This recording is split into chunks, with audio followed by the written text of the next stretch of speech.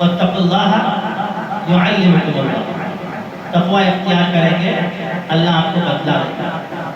مشکل سے مشکل مسئلہ ہے، اللہ تعالیٰ آپ کی رہنمائی کرے۔ تقوی ہے، اللہ کا خوف ہے، تو تقوی کی بنیاد پر انسان کے روح کے اندر ایک قسم کی پاکیزگی پیدا ہوئی، اور اس روح کی پاکیزگی سے انسان فرشتوں کے قریب ہو جاتا ہے، اور فرشتوں کے قریب ہونے کی بنیاد پر انسان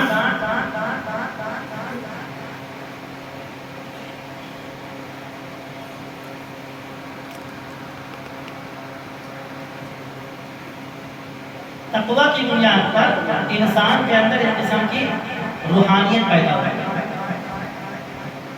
اور اس روح کی تازگی کی بنیاد پر انسان فرشتوں کے قریب ہوتا ہے، ملکوتی صفات اس کے اندر پیدا ہو جاتی ہے، اور پھر وہ انسان وہ چیزیں کر لیتا ہے جو عام انسان نہیں کرتا۔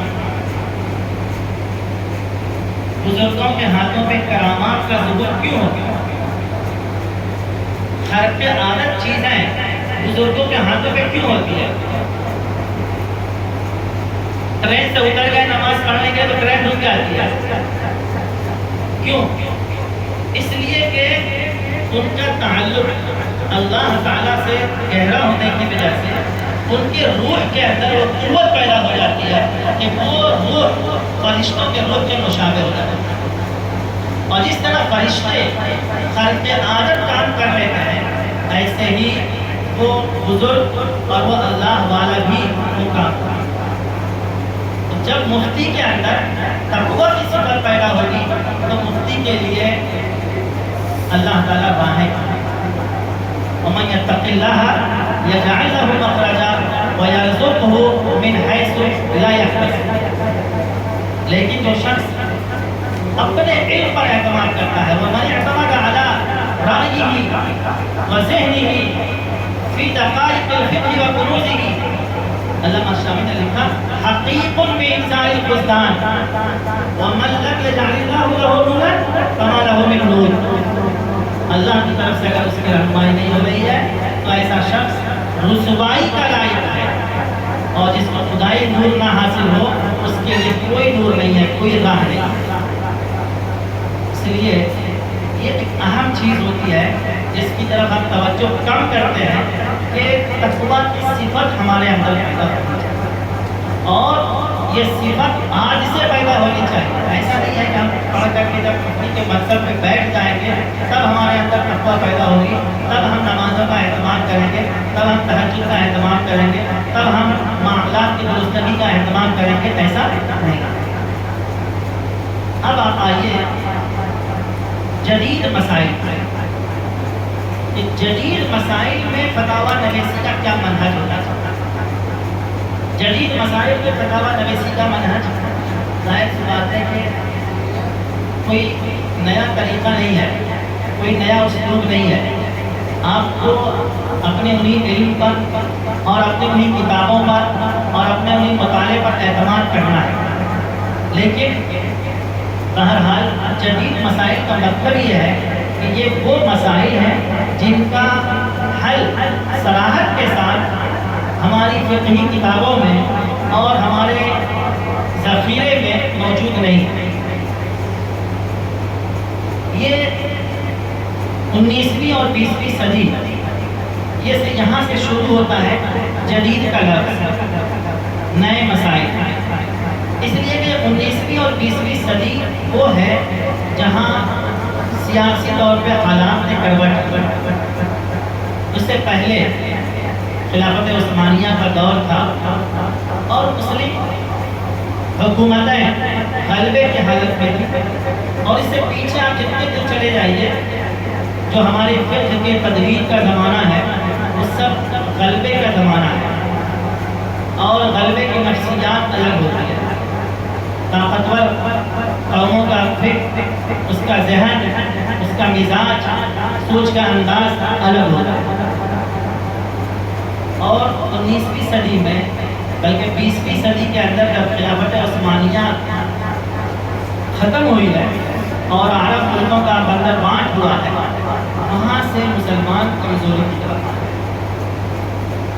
دوسری طرف یورپ اس نے ایک بالادستی حاصل کی ہے، اس نے عرب ملکوں کو اپنا غلام بنایا اور سائنس کے میدان میں اور ٹیکنالوجی کے میدان میں اس نے ترقی حاصل کی، اور یہاں سے وہ مسائل بننے شروع ہوئے، پیدا ہونے شروع ہوئے جس کا حل ہماری کتابوں میں نہیں ہے، اس لیے کہ اب تک ہم طاقتور پوزیشن میں تھے، اب پہلی مرتبہ ہم کمزور پوزیشن میں آئے۔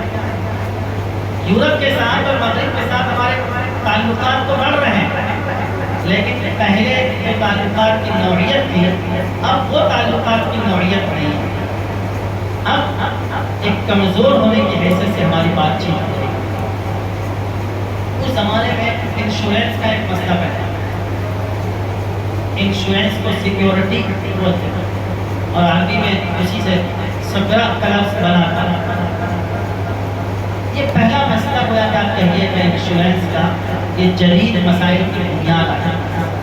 اب یہ یورپ کے اندر وہ سامان بھیج رہے ہیں عرب ملکوں میں، اس کا انشورنس کر رہے ہیں، اس کی سیکیورٹی کرتے ہیں، ضمانت۔ اب اس ضمانت کے نام پہ وہ پیسے لے رہے ہیں، یہ مسئلہ پیدا ہوا کہ یہ ہمارے لیے حلال ہے یا حلال نہیں ہے، کیا انشورنس جائز ہے یا اس وقت یہ ایک مسئلہ ہوا کہ نیا نکلا۔ یورپ نے جو صنعتی ترقی کی، سائنسی ترقی کی، اس کے نتیجے میں بے شمار چیزیں وجود میں آئی۔ مشنری کا دور شروع ہوا، اس سے پہلے مشنری کا دور نہیں تھا۔ وہ گویا کہ اب مشینیں آ رہی ہیں، طرح طرح کی مشینیں آ رہی ہیں، اب تجارت کے نئے نئے اسلوب سامنے آنے لگے۔ ریل گاڑی پچ گئی، اب ایک سامان یورپ سے یہاں آ جانا ہے، پہلے اتنا نہیں تھا، کچھ دور تک معاملہ ہوتا تھا، پانی کے راستے سے کچھ چیزیں آیا کرتی تھی، لیکن اب ایک بہت بڑا ہب بن رہا، طرح طرح کی چیزیں وجود میں آنے لگی۔ پھر یورپ کے اندر مسلمان گئے، ابتدائی دور کے اندر تو کچھ مسلمان غلام بنا کر کے لے جائے گئے، کچھ لوگ مزدور کے نام پہ لے کر کے جائے گئے، کچھ دنوں کے بعد مسلمان وہاں پہ تعلیم حاصل کرنے کی چاہے گئے۔ اب یورپ مغرب پورا کفرستان ہے، اور اس کفرستان کے اندر جو شروع میں لوگ گئے تھے ان کو اپنے علم کا، ایمان کا، اعمال کا کچھ پتہ نہیں تھا، وہ سب جا کر کے یورپ میں ضم ہو گئے، مل گئے، یورپ کے رنگ میں رنگ گئے، اور کوئی ان کی اپنی شناخت اور اپنی کوئی پہچان باقی نہیں رہی۔ لیکن جو لوگ بعد میں علم حاصل کرنے کے لیے گئے یا بزنس کے لیے گئے، ان کے اندر اپنے ملک کے تعلق سے، اپنے مذہب کے تعلق سے ایک قسم کی بیداری تھی۔ اب وہ لوگ وہاں پہ رہ رہے ہیں لیکن اپنے مذہب کے تعلق سے فکر مند ہیں، اپنے ملک کے تعلق سے فکر مند ہیں۔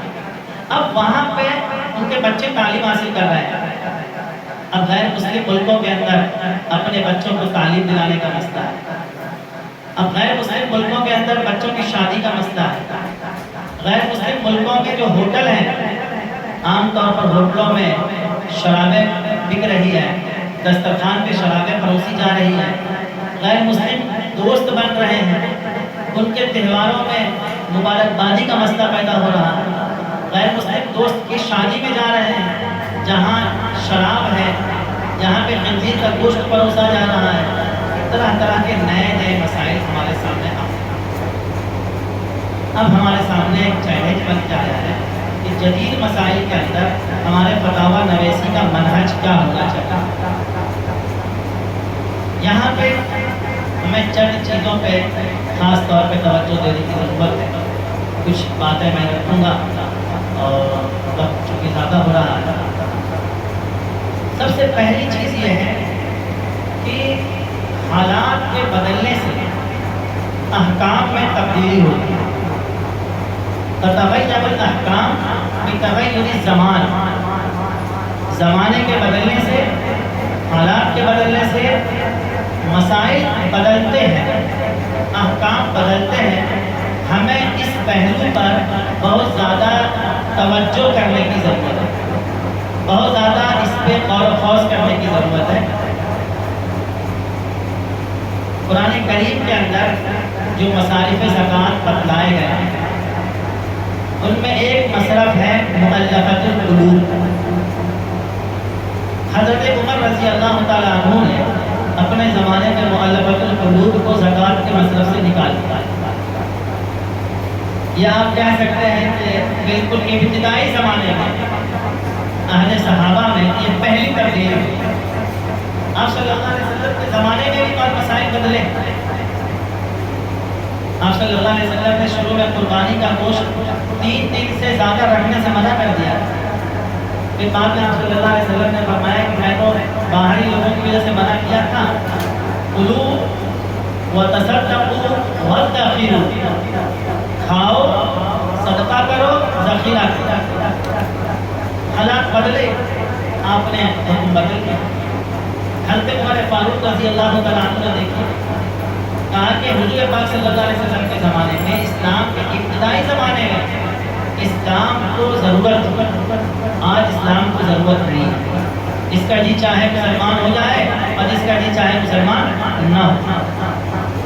حضرت عمر فاروق رضی اللہ تعالیٰ عنہ نے ماحول کو بدلنے سے، زمانے کے بدلنے سے حکم بدل دیا، اور یہیں سے فقہا نے یہ ضابطہ بنایا، تتغیر الاحکام بتغیر الزمان۔ آپ ہدایت پڑھیں گے، بہت سارے مسائل کے اندر صاحب ہدایت نے لکھا ہے، ھذا اختلاف زمان لا اختلاف برہان۔ یہ زمانے کا اختلاف ہے، دلائل کا اختلاف نہیں۔ جنوبی شخص تیمم کر سکتا ہے یا نہیں؟ اگر کوئی جنوبی ایسی جگہ میں ہے جس سے اندیشہ ہے کہ میں غسل کروں گا تو مر جاؤں گا، میرے اعضاء شل ہو جائیں گے یا میں بیمار پڑ جاؤں گا، ایسے جنوبی کے لیے تیمم کی اجازت ہے یا نہیں؟ امام ابو حنیفہ رحمۃ اللہ علیہ کہتے ہیں کہ چاہے وہ مقیم ہو چاہے وہ مسافر ہو، ایسے شخص کے لیے تیمم کرنے کی اجازت ہے۔ حضرات صاحبین کہتے ہیں کہ مسافر کے لیے تو تیمم کرنے کی اجازت ہے، مقیم کے لیے تیمم کرنے کی اجازت نہیں ہے۔ علامہ ابن حمام نے اس پہ حاشیہ لگایا، ھذا اختلاف زمانے، یہ زمانے کا اختلاف ہے۔ کیا مطلب؟ علامہ ابن حمام کہتے ہیں امام ابو حنیفہ رحمۃ اللہ علیہ کے زمانے میں شہروں میں حمام ہوتے تھے، امام صاحبین کے زمانے میں بھی حمام تھے۔ حمام کا مطلب یہ ہے کہ وہاں گرم پانی کا انتظام ہوتا، آپ وہاں پہ اچھے سے غسل کر سکتے۔ امام ابو حنیفہ رحمۃ اللہ علیہ کے زمانے میں اس حمام میں پیسہ پہلے دینا پڑتا ہے، پہلے پیسہ دیجئے، اجرت دیجئے، پھر جا کے آپ غسل کر سکتے۔ ایسا ہو سکتا ہے کہ شہر میں ایک آدمی ہو لیکن اس کے پاس حمام میں غسل کرنے کے لیے پیسے نہ ہو، تو امام صاحب نے کہا کہ بھائی مقیم بھی جنوبی اگر ہو اور یہ صورتحال ہو تو وہ تیمم کر سکتا ہے۔ حضرات صاحبین کے زمانے میں ماحول بدل گیا، ان کے زمانے میں تھا کہ پہلے غسل کر لو، پیسے پہلے بعد میں دیں گے۔ صاحبین نے کہا کہ جب پہلے غسل کرنا ہے یہ غسل کر لے گا، اور جب پیسے کی باری آئے گی تو تنگی کی معذرت کر دے گا، میرے پاس پیسے نہیں ہیں، بعد میں دوں گا۔ تو امام صاحب رحمۃ اللہ علیہ کے زمانے میں حالات کچھ اور تھے۔ امام صاحب کے یہاں کا پیسے کے بغیر غسل کرنے کی گنجائش ہی نہیں ہے حمام میں، اور صاحبین کے یہاں یہ تھا کہ پیسے کے بغیر غسل ہو سکتا ہے، پیسے کا مرحلہ بعد میں آئے گا۔ تو یہ زمانے کی تبدیلی ہوئی، اس تبدیلی کی بنیاد پہ دونوں حضرات کے حکم بدل گئے، امام صاحب کے حکم بدل گیا، صاحبین کے بدل گیا، اور یہ اختلاف زمانے، یہ زمانے کا اختلاف ہے۔ اسی طریقے سے تعلیم قرآن کا مسئلہ آپ نے پڑھا ہے، مشہور مسئلہ ہے، اور آپ کے رسم مفتی کے اندر یہ مسئلہ آپ نے پڑھا ہوگا کہ متقدمین کو کہا تعلیم قرآن پر اجرت کو ناجائز قرار دیتا ہے، تعلیم قرآن پر اجرت لینا جائز نہیں ہے، لیکن متأخرین کو کہا تعلیم قرآن پر اجرت لینے کو جائز ہے۔ یہ زمانے کے بدلنے کی وجہ سے، متقدمین کے زمانے میں اس زمانے کے اندر دینی خدمت گزاروں کو، اماموں کو، مؤذنوں کو بیت المال سے وظیفہ ملتا ہے، اور جب وظیفہ مل رہا ہے تو دین کی خدمت مفت میں کرنی چاہیے، عبادت بغیر اجرت کے کرنی چاہیے۔ قرآن پڑھانا یہ بھی عبادت ہے، اس پر اجرت نہیں لینی چاہیے، امامت عبادت ہے، اس پر اجرت نہیں لینی چاہیے، اس لیے کہ جو آپ کی ضرورت ہے وہ ضرورت بیت المال سے پوری ہو رہی ہے، لیکن بعد میں بیت المال کا نظام ختم ہو گیا۔ اب ظاہر سی بات ہے کہ امام یا معلم اگر اجرت نہیں لیتے تو ان کی اپنی ضرورت کہاں سے پوری ہوگی؟ یہ حالات بدلے، اور حالات بدلنے پر علماء نے کہا کہ بھائی یہ اجرت لینا جائز ہے۔ تو اس طرح کی بہت ساری مثالیں آپ کو ملیں گی۔ تو یہ نئے مسائل کے اندر فتویٰ لیتے وقت ہمیں یہ پہلو کو پیش نظر رکھنا چاہیے کہ حالات کے بدلنے سے حکم بدلتا ہے، زمانہ کے بدلنے سے حکم بدلتا ہے۔ ہندوستان کے پس منظر میں یہ پہلو اور پیش نظر رہنا چاہیے، اس لیے کہ ہماری جو فقہی کتابیں ہیں بغداد میں لکھی گئی، جہاں مسلمانوں کی قوت اور شوکت کا ڈنکا بج رہا تھا، اور ہندوستان کے اندر اس وقت صورتحال یہ ہے کہ بعض مرتبہ کھل کر کے آپ کو اپنے مذہب پر عمل کرنے کی بھی آزادی نہیں ہے۔ بہت سارے ایسے واقعات پیش آ جاتا ہے، مسئلہ پیش آ جاتا ہے، کبھی کبھی پبلک مقامات پہ نماز پڑھنے کا مسئلہ پیدا ہو جاتا ہے۔ یہ آج بھی عربوں میں یا اس طریقے کے ملکوں میں جہاں اسلام کا غلبہ ہے وہاں یہ صورتحال پیش نہیں آتی۔ اب یہاں پہ حالات بدلے ہیں تو ہمیں اپنے مسئلے پہ بھی غور کرنا پڑے گا۔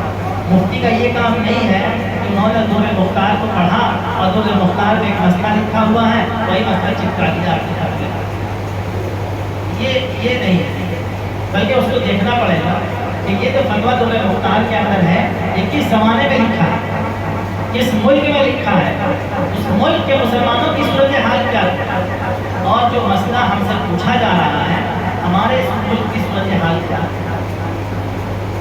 شیخ طاہا جابر نے بڑی اچھی بات کی، انہوں نے کہا کہ دیکھیے اگر مفتی صرف سائل کا سوال پڑھ کر اپنے پاس کا موجود جواب لکھ دے گا تو یقیناً وہ جواب غلط ہے، بلکہ ضروری ہے کہ سائل سوال کو پڑھے، ماحول کو پڑھے، سوال کے پس منظر کو پڑھے، مزید کچھ چیز پوچھنے کی ہو تو وہ مزید چیزیں معلوم کرے، اور اگر سوال کا بیانیہ تبدیل کرنے کی ضرورت ہو تو سوال کا بیانیہ تبدیل کرے اور اس کے بعد جواب دے۔ انہوں نے ایک مثال دی، ایک سوال ہے کہ یورپ میں مسلمانوں کے لیے سیاست میں حصہ لینا جائز ہے یا نہیں، تاکہ ہم سیاست میں حصہ لے کر کے مسلمانوں کے فلاح و بہبود کے لیے کام کر سکیں۔ طاہا جابر کہتے ہیں کہ دیکھیے اگر کوئی شخص صرف اتنے سے سوال کو پڑھ کر کے جواب دے دے گا تو کہے گا ہاں جائز ہے، حالانکہ وہ اگر اچھے سے پڑھے کہ یورپ کے اندر مسلمان ہیں، یعنی مسلمان اقلیت کے اندر ہیں، اور سیاست میں حصہ لینا اس کے وجود کے لیے، اس کے بقا کے لیے، اپنے مذہب پر عمل کے لیے، ملک کی خدمت کے لیے انتہائی ناگزیر ہے، اب اس سوال کا بیانیہ وہ نہیں رکھے گا، وہ کہے گا کہ سوال اس طرح لکھو کہ یورپ کے اندر جہاں مسلمان اقلیت کے اندر ہیں، مسلمانوں کے لیے سیاست میں حصہ لینا واجب ہے یا نہیں، یا یہ بیانیہ بنائے گا کہ واجب ہے یا مستحب ہے۔ یہ بیانیہ صرف جائز پر مسئلہ نہیں ہے، بلکہ وہ اس کو لے کر کے جائے گا آگے کہ یہ جائز ہے یعنی واجب ہے یا۔ جدید مسائل کے اندر ایک اہم پہلو فتاوی نویسی کے لیے یہ ہے کہ ہم حالات کو پڑھیں، اچھا حالات سے واقف ہونا یہ ایک اہم چیز ہے۔ مطلب یعنی بأحوال زمانی فهو جاہل، مفتی ہو کر کے اسے اپنے احوال کا، اپنے گرد و پیش کا پتہ نہیں ہے تو وہ جاہل ہے۔ مفتی کا یہ کام نہیں ہے کہ صرف اپنے کمرے میں اپنے دارالفتہ میں بیٹھ کر کے کتاب پڑھے اور فتویٰ لکھے، یہ نہیں۔ امام محمد رحمۃ اللہ علیہ کے بارے میں آتا ہے کہ امام محمد رحمۃ اللہ نے بازار جایا، بازار کے احوال معلوم کیا اور بازار کے حالات کو دیکھ کر کے فتویٰ لکھا کرتے تھے، بات کیا کرتے تھے۔ تو آج کل جو نئی ٹیکنالوجی آ رہی ہے، جو نئے مصنوعات آ رہے ہیں، جو نئے مسائل آ رہے ہیں، اس کا پس منظر کیا ہے، اس کی حقیقت کیا ہے؟ اب صورتحال یہ ہے ہمارے پاس کہ آج سے 25-30 سال پہلے حضرت مفتی تقی صاحب دامت برکاتہ نے یہ مسئلہ لکھا کہ شیئرز میں یہ 4 شرطوں کے ساتھ شیئرز جائز ہیں۔ ہمارے مفتی حضرات آج بھی اسی فتوے کو پڑھتے ہیں اور اسی کو لکھتے ہیں۔ 30 سالوں میں شیئرز مارکیٹ میں ایک بھونچال آ گیا، حیرت انگیز تبدیلی آ گئی، نئی نئی چیزیں آ گئی، نئی نئی صورتیں آ گئی، انٹرا ڈے کی ہے، کئی طرح کی چیزیں ہیں، آج کا آج بیچ دیا، 1 مہینے کے بعد بیچ دیا، طرح طرح کی چیزیں آ رہی ہیں۔ ہم ان چیزوں سے واقف ہیں، ہم نے تو پڑھا کہ حضرت کے ساتھ لکھا ہے، اس سے اچھا اور کوئی لکھ سکتا ہے؟ ایسا نہیں ہے۔ اپنے بڑوں کا، اپنے بزرگوں کا احترام، ان کی کتابوں کا احترام، ان کے مسائل کی تحقیق کا احترام، لیکن حالات بدلیں گے تو مسائل بدلیں گے۔ ایسا نہیں ہے کہ ہمارے حضرت کا فتویٰ لکھا ہوا ہے کہ نہیں بدلے گا۔ قرآن کا اگر حکم معلوم قلوب کا بدل سکتا ہے تو ہمارے بڑے سے بڑے حضرت کا فتویٰ بدل سکتا ہے۔ اس لیے اس میں ہمیں کوئی جھجک کی ضرورت نہیں ہے کہ یہ اتنے بڑے، وہ حضرت خانوی رحمۃ اللہ علیہ کا ہی فتویٰ کیوں نہ ہو وہ بدلے، بلکہ حضرت حکیم الامت حضرت مولانا اشرف علی تھانوی رحمۃ اللہ علیہ ہمارے لیے ماڈل نمونہ ہے۔ انہوں نے اپنے زمانے کے اندر تجدیدی کام کیا، حالات کے بدلنے کی بنیاد پر مسائل کو بدلا۔ الحیلۃ النافذہ اسی طور پہ دنیا میں آئی کہ انہوں نے دیکھا کہ عورتیں جو ہیں ان کا شوہر بھائی میں کوئی پوچھنے والا نہیں ہے، ان کا شوہر ان کو نفقہ نہیں دے رہا ہے، ان کا شوہر ان کو مار پیٹ کر رہا ہے، کوئی پوچھنے حال نہیں ہے، مسائل کیا لکھے ہوئے ہیں، 90 سال انتظار کریں، عورتیں اس بنیاد پہ مرتب ہو رہی ہیں۔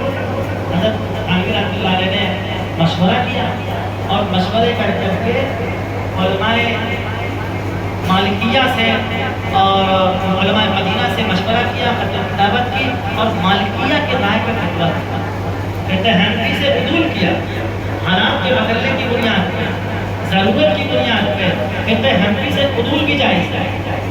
اور حضرت نے عدول کر کے کہ مالکی کے مطابق 4 سال کا فتویٰ دیا، اور وہ ایک نمونہ بنا کہ ہم کہتے ہیں حنفی ضرورت کی بنیاد پہ کہتے ہیں حنفی سے عدول کر سکتے ہیں۔ علامہ یوسف رنوری رحمۃ اللہ علیہ نے لکھا ہے جدید مسائل کے حل کے تعلق۔ اچھا، بعض مرتبہ ہم ایک غلط فہمی کے شکار ہوتے ہیں، یہ نیا مسئلہ ہے، کہیں ملے گا ہی نہیں، اس میں اجتہاد ہی کرنا پڑتا ہے۔ ایسا نہیں ہے۔ اگر آپ، علامہ بنوری رحمۃ اللہ نے لکھا ہے کہ آپ در مختار سے لے کر کے ہدایت تک اور بہت ساری کتابوں کا انہوں نے نام لکھا، ملتقیٰ کا، المختار کا، یہ کتابوں کا مطالعہ کریں، آپ کو آپ کا مسئلہ مل جائے گا۔ ہم نے اپنے طالب علم کا ایک واقعہ آپ کو بتاتا ہوں۔ ہمیں تمرین میں ایک سوال مل گیا کہ آلو کی بیع زمین سے نکالے بغیر جائز ہے کہ نہیں؟ یعنی زمین میں رہتے ہوئے ہی آلو کی بیع ہو جائے، پورا کھیت ہی آلو کا بیچ دیا، جائز ہے کہ نہیں؟ مجھے لگا کہ یہ بالکل نیا مسئلہ ہے، یہ تو کہاں ملے گا، لیکن تلاش کرنا شروع کیا تو شامی کے اندر ایک عنوان ہے باضابطہ، باب بیع ما یغیب فی الارض، یہ عنوان ہے کہ زمین کے اندر جو چیزیں چھپی ہوئی ہیں، آلو ہو یا اور بھی کوئی بھی بہت ساری چیزیں ہیں جو پھل ہیں زمین کے اندر ہوتے ہیں، اس کی بیع زمین کے اندر رہتے ہوئے جائز ہے کہ نہیں؟ اور کافی تفصیل شامل کی کہ یہ صورت ہے، یہ صورت ہے، یہ صورت ہے۔ مجھے بڑی خوشی بھی ہوئی، یہ مسئلہ میں بالکل نیا سمجھ رہا تھا اور یہ مسئلہ جو ہے بالکل صراحت کے ساتھ مسئلہ موجود ہے. تو آپ اگر کوئی بھی مسئلہ اپنی کتابوں میں آپ رجوع کریں گے تو نظائر مل جائیں گے. اور شامی تو بہترین ہے جزئیات کے سلسلے میں. آپ جو مسئلہ تلاش کیجیے کوئی نہ کوئی ایسی عبارت مل جائے گی آپ کو جس سے آپ کا مسئلہ حل ہو جائے. اور یہی وجہ ہے کہ قریب کے زمانے میں شامی پر حضرات علماء کا بڑا اعتماد رہا اور بہت زیادہ رجوع بھی رہا. ہمارے حضرت مفتی مہدی حسن